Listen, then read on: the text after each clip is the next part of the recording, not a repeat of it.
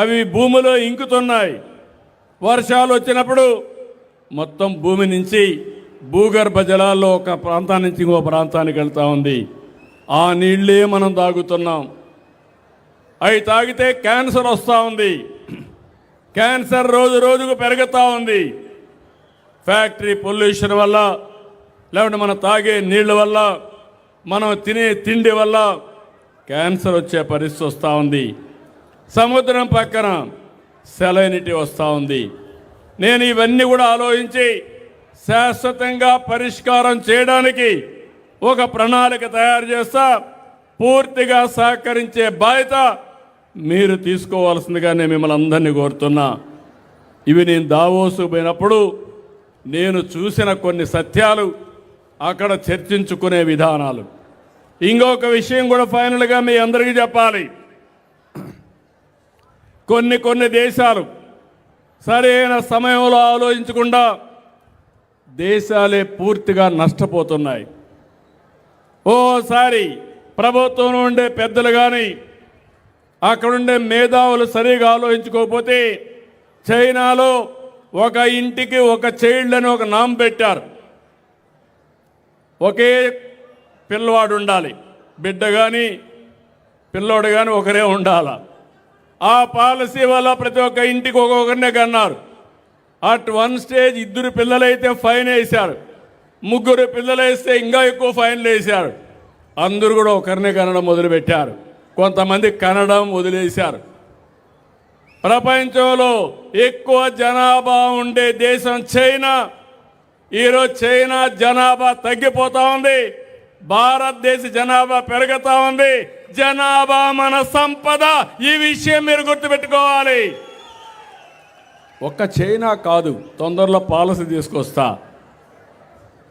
ఈరోజు మీరు ఒక పక్కన చూస్తే Japan, south Korea, Taiwan, Singapore, Europe అన్ని దేశాల్లో జనాభా తగ్గిపోతూ ఉంది.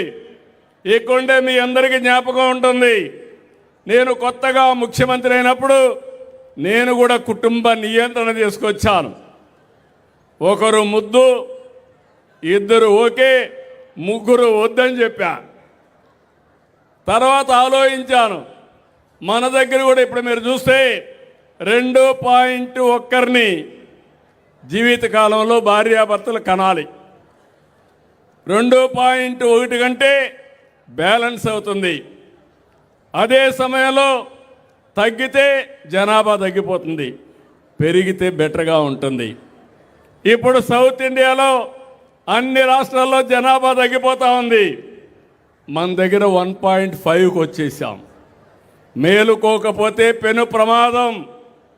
యూపీ, బీహార్లో మాత్రం ఒక్కొక్క కుటుంబం భార్యాభర్త 2.9 మంది పిల్లలకు అంటున్నారు ఫెర్టిలిటీ రేటు. అంటే దీన్ని బట్టి మీరు గుర్తుపెట్టుకోవాల్సింది, అది చూసిన తర్వాత ఒకప్పుడు పంచాయతీ ఎలక్షన్లో పోటీ చేయడానికి అర్హత లేదని చట్టాన్ని తీసుకొచ్చాను.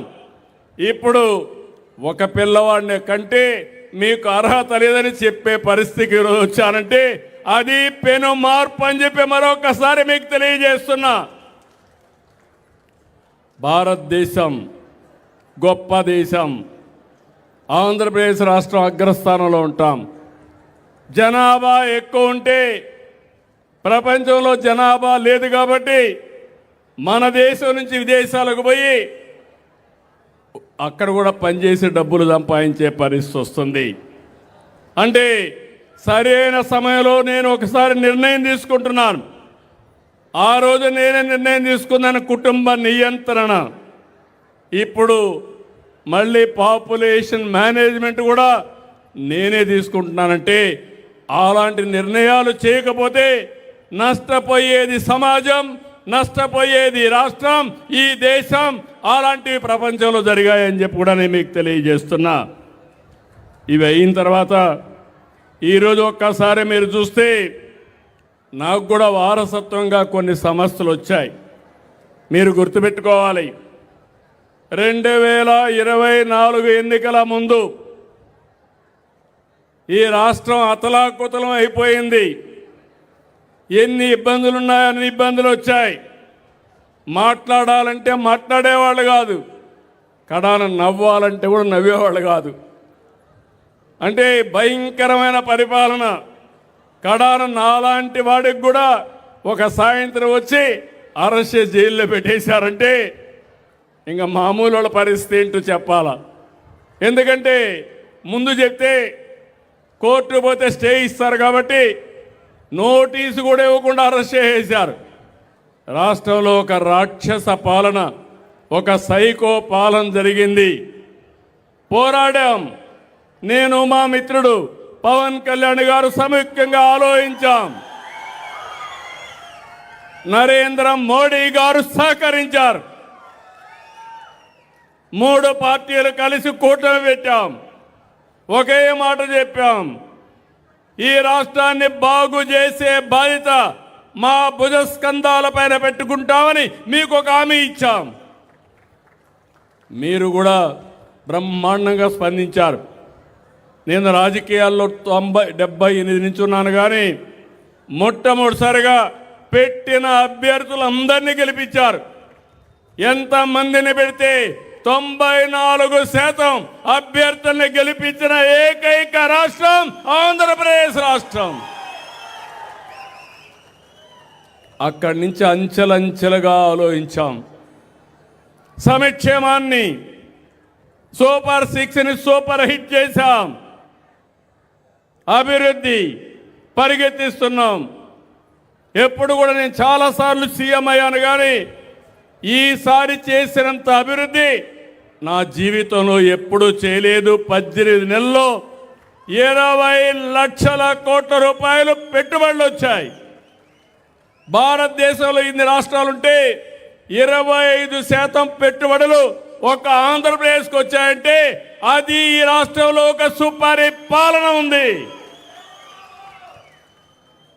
అయితే ఈరోజు మళ్ళా మాట్లాడుతున్నారు, ఆ పార్టీని ఒకటి అడుగుతున్నా, మీ అందరూ చెప్పాలి, ఇళ్లలో చర్చించుకోవాలి. మంచి జరగాలంటే చెడును కూడా గుర్తుపెట్టుకోవాలి. చెడు చేసే వ్యక్తులు కూడా ఎప్పటికీ మరిచిపోకూడదు. అందుకే నరకాసురుడు ఉంటాడు. ఈరోజు నరకాసురుడు వధ జరిగిన తర్వాత ఏం చేస్తున్నాం మనం? ఏం చేస్తున్నాం?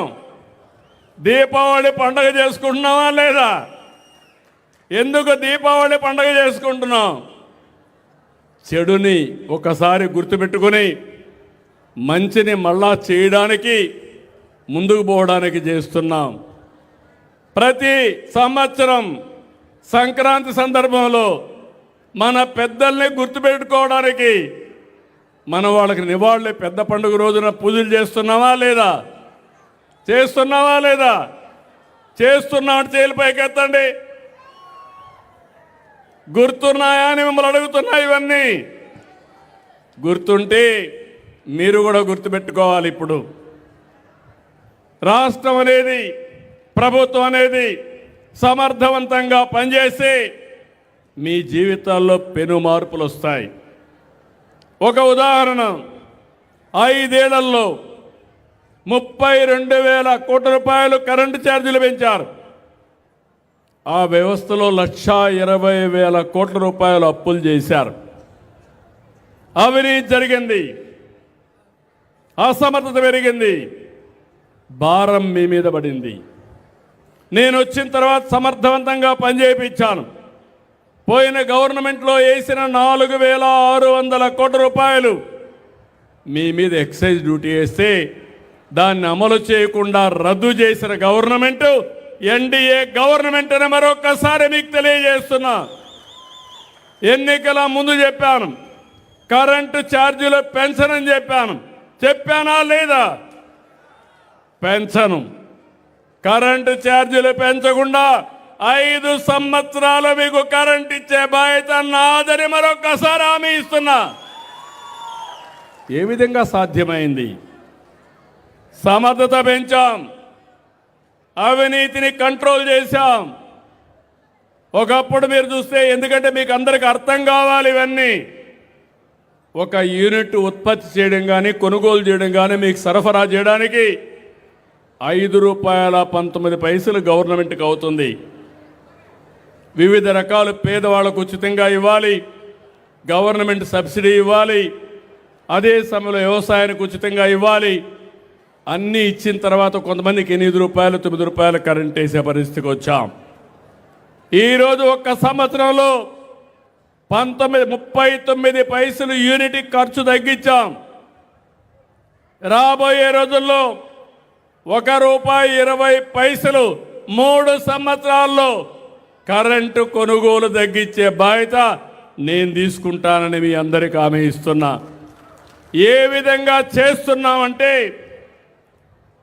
సోలార్కు ప్రాధాన్యత ఇచ్చాం, విండ్తో కరెంటు తయారు చేస్తున్నాం, నీటితో కరెంటు తయారు చేస్తున్నాం. దీనివల్ల మనం ముందుకు పోయే పరిస్థితికి వచ్చాం. ఇది ఒక మేజర్ పాలసీ తీసుకొచ్చాం. ఈరోజు స్వచ్ఛ ఆంధ్రప్రదేశ్ ఉంది, స్వర్ణాంధ్ర ఉంది. ఇప్పటికే 85 లక్షల మెట్రిక్ టన్నులు చెత్త కూరకపోయి ఉంటే దాన్ని పూర్తిగా క్లీన్ చేశాం.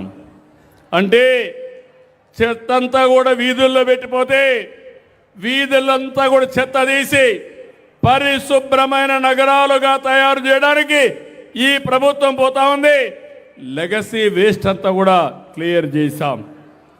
ఇంకో పక్క ఈరోజు కూటమి ప్రభుత్వాన్ని మీరు చూస్తే అన్ని రంగాల్లో ప్రక్షాళన చేశాం. ఎన్నికల ముందు మీకు అందరికీ జ్ఞాపకం ఉంటుంది, భూ సమస్యలు పెద్ద ఎత్తున భూ సమస్య మీరు చూస్తే భయంకరంగా తయారయ్యేది. ఏం తమ్ముళ్ళు గుర్తుందా అని అడుగుతున్నా. మీకు గుర్తుందంటే చేతులు పైకెత్తండి. జ్ఞాపకం ఉందా? మీ పట్టాదారు పాస్ పుస్తకం పైన ఎవరి ఫోటో ఉంది? ఎవరి ఫోటో ఉంది? ఎవరి ఫోటో ఉంది? ఆ పుస్తకం పైన ఇప్పుడు ఏ ఫోటో ఉంది? రాజముద్ర ఉందా లేదా అని అడుగుతున్నా. నా ఫోటో ఉందా? లేకుంటే నరేంద్ర మోడీ గారి ఫోటో ఉందా? లేదంటే పవన్ కళ్యాణ్ గారి ఫోటో ఉందా? లేదంటే లోకేష్ గారి ఫోటో ఉందా? ఈయన పెద్ద గొప్పోడా? ఏమనాలి? ఏమంటారు మీరు? ఇంకో పక్క కొత్త చట్టం తీసుకొచ్చాడు, ల్యాండ్ టైటిలింగ్ యాక్ట్. ఎంఆర్ఓని తీసేశాడు, కలెక్టర్ని తీసేసుకున్నాడు, ఆయన మనుషులను పెట్టుకున్నాడు. అంటే మీ ఆస్తి మీ జుట్టు ఆయన పట్టుకొని లేయమంటే లేయాలా, కూర్చోమంటే కూర్చోవాలా. అంటే ఇది బ్లాక్ మెయిల్ చేయడమునా కాదా అని అడుగుతున్నా. జ్ఞాపకం ఉందా మీ అందరికీ? ల్యాండ్ టైటిలింగ్ యాక్ట్ జ్ఞాపకం ఉందా లేదా? నేను కర్నూలులో ఎన్నికలు వచ్చినప్పుడు నాకు కోపం వచ్చి పుస్తకాన్ని తీసుకు తగలబెట్టా. నేను ఆ రోజు మీ అందరికీ హామీ ఇచ్చాను, నేను వచ్చిన వెంటనే ఈ ల్యాండ్ టైటిల్ యాక్ట్ రద్దు చేస్తానని. మొట్టమొదటిసారిగా రద్దు చేసిన చట్టం ల్యాండ్ టైటిలింగ్ యాక్ట్. అవునా కాదా?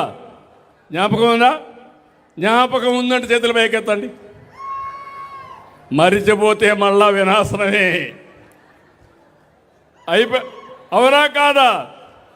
మీ భూమి సర్వే చేశాడు. సర్వే చేసి ఏం చేశారు? 700 కోట్ల రూపాయలు ఖర్చు పెట్టాడు. 700 కోట్ల రూపాయలు ఖర్చు పెట్టి ఆయన ఫోటో వేశాడు, దానికి డబ్బులు పెట్టాడు. భూమి మీది, పొలం మీది, ఆయన ఫోటో చూసుకోవాలి.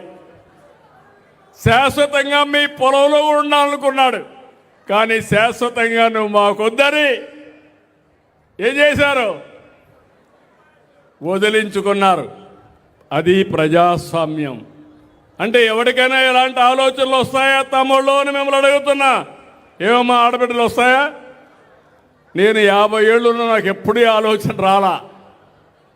అంటే ఒక వ్యక్తి యొక్క ఆలోచన నిన్న మళ్ళా ప్రెస్ కాన్ఫరెన్స్ పెట్టి, నేను చేతగాని వాడిని, ఆయనకి ఏం తెలియదు, మా నాయనతో పనిచేశాడు, కొడుకుతో పోటీ పడలేకపోతున్నాడని నిన్న మళ్ళా వాగే పరిస్థితికి వచ్చారు. నేను అడుగుతున్నా మిమ్మల్ని అందరినీ, ఇలాంటి చెత్త పనులు నన్ను చేయమంటారా అని మిమ్మల్ని అడుగుతున్నా. చేయాలన్నా మిమ్మల్ని అడుగుతున్నాను. మూడోది, మీరు ఒకసారి చూస్తే ఈ రెండే కాదు, ఇరిగేషన్ మొత్తం నాశనం అయిపోయింది. ₹1 ఖర్చు పెట్టలేదు. రాయలసీమ రాళ్లసీమగా మారిపోయింది. ఇంకో పక్క నేను ఆ రోజు ఇరిగేషన్ ప్రాజెక్టుల పైన అన్ని జిల్లాలకు వెళ్ళి ప్రజా చైతన్యం కోసం కృషి చేశాను. నేను ఆ ప్రయత్నంలో ఉంటే కర్నూలుకు పోయినప్పుడు, నంద్యాలకు పోయినప్పుడు రాత్రి వచ్చి నన్ను అరెస్ట్ చేశారు. అంటే ₹1 ఖర్చు పెట్టలేదు. ఈరోజు మీరు గుర్తుపెట్టుకోవాలి, ఈరోజు భానుగారు అడిగారు, కృష్ణా జలాలు మాకు కూడా కావాలని అడిగాడు. ఈరోజు కృష్ణా జలాలు రాయలసీమలో ఇవ్వొచ్చని ఆలోచించిన ఒకే ఒక